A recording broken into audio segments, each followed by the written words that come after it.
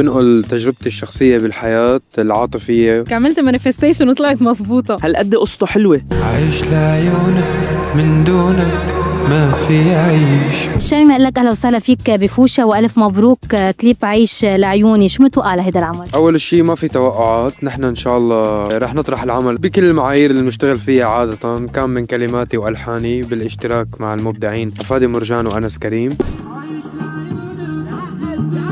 ليه اخترت لين بالتحديد لهيدا الديو؟ اول شيء هيك في علاقه وديه بتربطنا لانه نحن بشركه واحده. ثاني شيء هل في صوت اجمل من لين انه يشاركني ديو غنائي وانا مؤمن فيها.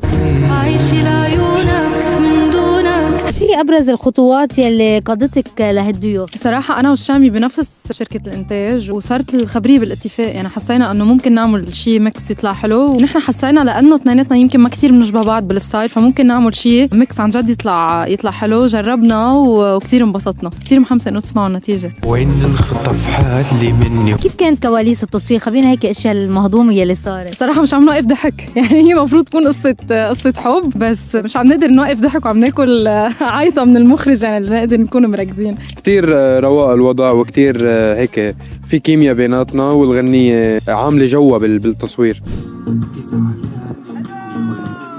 هو تصوير إلي فهد المبدع دائما، وإن شاء الله هيك يحبوا الجمهور. أول شيء أنا كتير بحبه للشامي، موسيقته بتعني لي وقصته بتعني لي، وهيك هو ابن أرض بتحسي، وهيدا الشيء كتير بيعني لي. أنا بيكتب وبيلحن وبيوزع وبيخلق موسيقى، كلهم هول بفرد شخص هالقد قصته حلوة. غير على صعيد الموسيقى بيربطني فيه مثل حشرية خاصة بحياته وبمين هو وبقصته وبكيف ترك كل الدنيا ولقى الموسيقى جواب لإله. هيدا الشيء كتير بيلفتني أنا عن جد، وبتشوفيهم بعيونه وبموسيقته. مشان هيك الناس بتصدقه لأنه معاناته حقيقية وقصصه حقيقية. بيلفتني كتير هيدا الشيء فيه. وين الخطة في حالي مني ومن حالي سرق الحي. العمل في طابع عاطفي، هل استندت بالكتابة على تجارب شخصية؟ أكيد مثل دائما بنقل تجربتي الشخصية بالحياة العاطفية وعلى جميع الأصعدة بحولها لكلمة ولحن. تبكي زعلانة مني. مقابلتنا الأخيرة مع حضرتك قلت إنه كتير حابة تتعاوني مع الشامي. دارت الفكرة براسي إنه أكيد ليش لا بالمستقبل. أمنية اليوم عم تتحقق. مزبوط، يعني